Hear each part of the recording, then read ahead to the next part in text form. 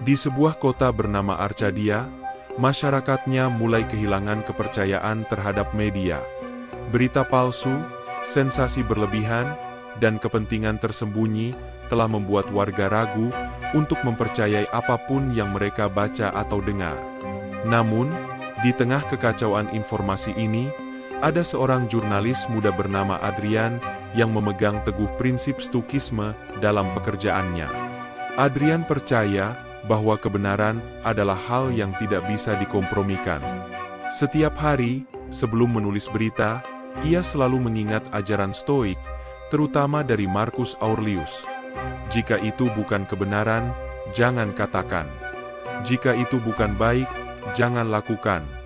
Dengan prinsip ini, ia mulai menyajikan berita yang objektif, berbasis fakta, dan tidak terpengaruh oleh emosi atau kepentingan politik. Namun, membangun kepercayaan bukanlah hal yang mudah. Banyak orang masih skeptis, menganggap semua media sama saja. Adrian sadar bahwa ia tidak bisa mengontrol bagaimana orang menanggapi beritanya, tetapi ia bisa mengendalikan integritasnya sendiri. Ia tetap tenang menghadapi kritik, tidak tergoda untuk membalas dengan emosi, dan terus membuktikan kredibilitasnya lewat karya jurnalistik yang jujur dan transparan. Lama-kelamaan, beberapa orang mulai memperhatikan perbedaannya. Artikel-artikel Adrian tidak hanya informatif, tetapi juga penuh dengan kebijaksanaan. Ia sering menyisipkan prinsip-prinsip Stoik dalam tulisannya, mengajak masyarakat untuk berpikir kritis, tidak mudah terprovokasi, dan mencari kebenaran di balik informasi yang beredar. Sedikit demi sedikit, kepercayaan mulai tumbuh. Suatu pagi, Adrian menerima sebuah bocoran informasi besar. Seorang pejabat tinggi di Arcadia diduga terlibat dalam skandal korupsi yang bisa mengguncang kepercayaan publik terhadap pemerintah. Jika berita ini benar, maka ini adalah skandal terbesar dalam sejarah kota. Namun, ada masalah besar. Sumber informasi yang memberikannya tidak ingin diungkap, dan bukti yang tersedia masih samar.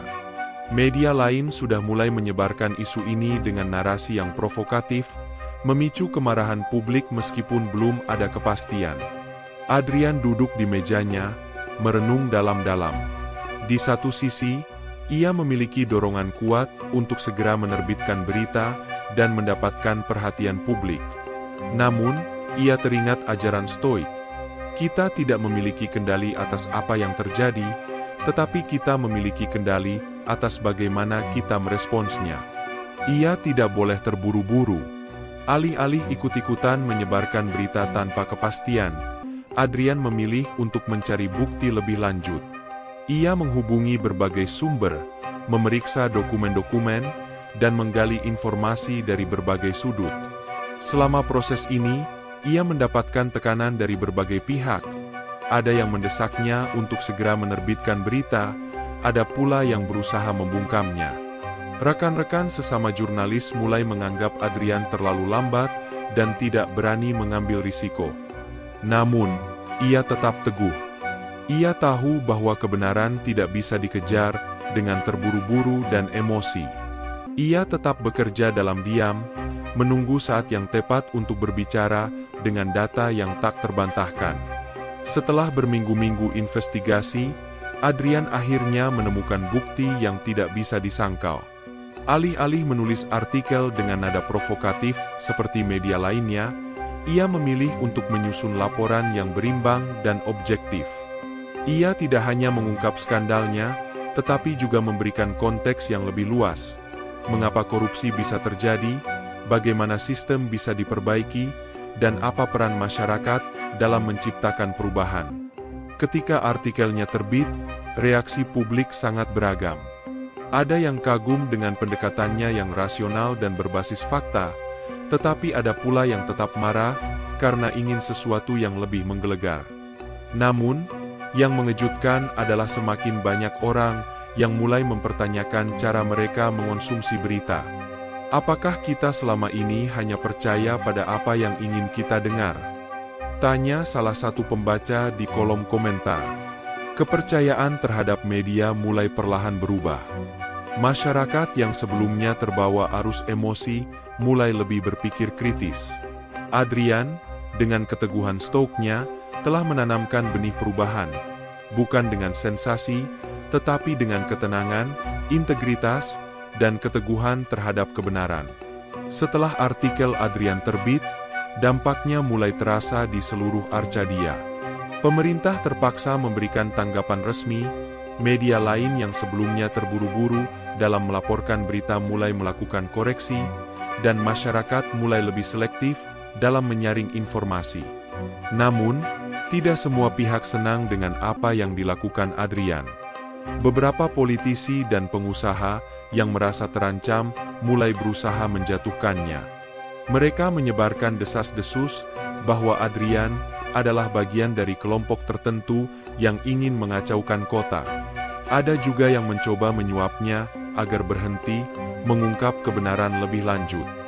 Di tengah tekanan ini, Adrian tetap tenang.